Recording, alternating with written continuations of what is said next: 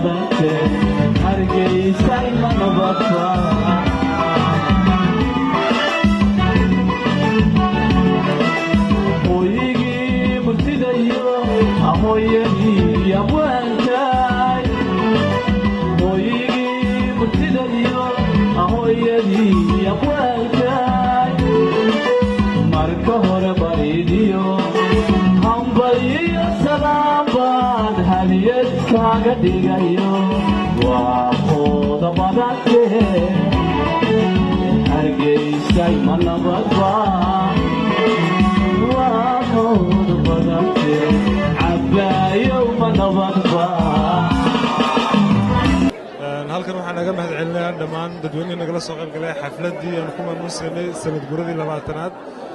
ee dimuqraadiyadda iyo go'aansiyada Soomaaliland anigoo ku hadlaya magaca guddida qabanqaabada aad baan ugu faraxsanahay si wanaagsan baan ugu dhacday ay hope sanad kasta inay sidan oo kale ugu dhacdo wassalaamu calaykum waraxmatullaahi wabarakaatuh wanaagsantiin السلام عليكم ورحمة الله وبركاته. ugu horeyn waxaan halkan ka salaamayaa dhammaan marti sharafta isugu timid xafladan go'aansiyada Soomaaliland oo ahayd xafladan oo ah 20 guuradii ka soo wareegtay go'aansiyada Jamhuuriyadda Soomaaliland marka xiga waxaan halkan ka salaamayaa dhallinyaradii soo abaabushay xafladdan oo aan anigu ka ahay xubin sidoo kale waxaan halkan uga mahad celinayaa dhammaan dadweynaha isugu yimid aqoon-yahan abwaan culimo ogdiin caruur waayeel dhammaantood waxaan halkan ka salaamayaa oon leeyahay sanad guro wanaagsan.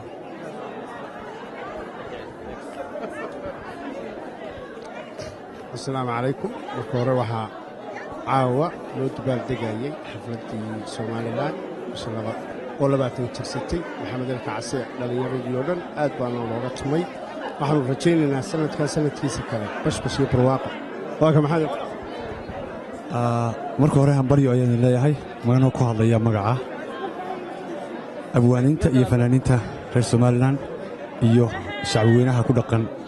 minneapolis minnesota waxaan leeyahay maadaama ay 20 jirsatay waxa aynu ku gaadhnay guul iyo barwaaqo 20 sano marka xafladii dhamaatay please si nidaam leh oo safety ah marka waxaan leeyahay hambalyo wadinka salaamu calaykum waraxmatullaahi wabarakaatu maanta ay tahay 20 jiradii somalilan oon aad iyo aad ugu mahadnaqayno aad iyo aadna aan u ciyaaray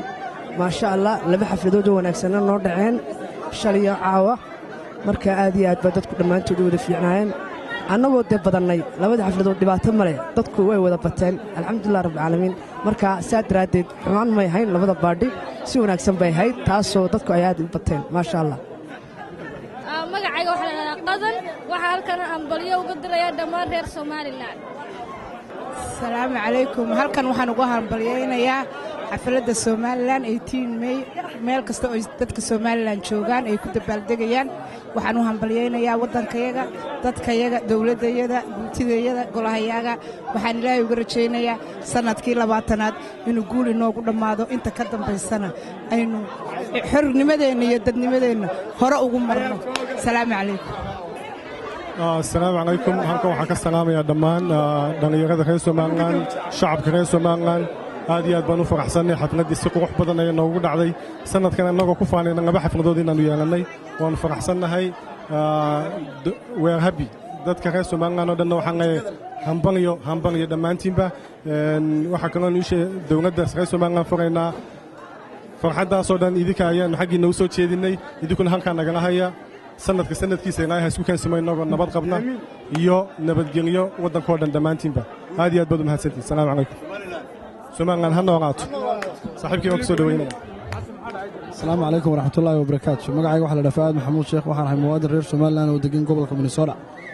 waxaan halkan hambalyo aan la soo koobi karin uga soo jeedinayaa dhammaanba dadweynaha reer somalilan meel kastoo ay ku nool yihiin dunida dacaladeeda waxa weeyaan maanta waa maalin weyn waa maalintii somalilan dhalatay way 20 jirsatay insha allah annaga siyeer waxay noqonaysaa 21 insha allahu tacaala dhammaanteen inagoo isku duuban maanta xafladdani waa waxa weeyaan tii Saturday-ga dhacday shalay toole Friday-gii waxa dhacday mid kale ka dhacday Minneapolis it was a continuous celebration of Somaliland waxa weeyaan dhammaanteenba together we unite thank you. mar labaad ana idinku soo noqday waxaan leeyahay hambalyo dadweynaha reer somalilan dhammaantiinba meel waloo aad joogtaan waa 20 guuradii ka soo wareegatay somalilan independence oo ay ku beegnayd 18 bisha laakiin aan ku soo hormarinay waxaan leenahay hambalyo sanadkiisa wax ku gaadhaan barwaaqo iyo bashbash iyo guul waxaan leenahay ku baaqaynaa haddaad tihiin dadweynaha ku dhaqan meel walba inaad dadkiina tabalaysan aad wax u qabataan bliis wixii aad karaankiina aad qaban karaysaan ha la qabto maaha oo keliya in la baadhiyo waa in wax la qabtaa wax loo qabtaa dadkii baahnaa iyo dadkii waddankii joogay marka waxaan leeyahay bliis mar walba waxaad ka fikirtaan dadweynaha ku dhaqan waddankii ee tabalaysan si aad wax uga qabataan xafladaha soo socda waad mahadsantihiin.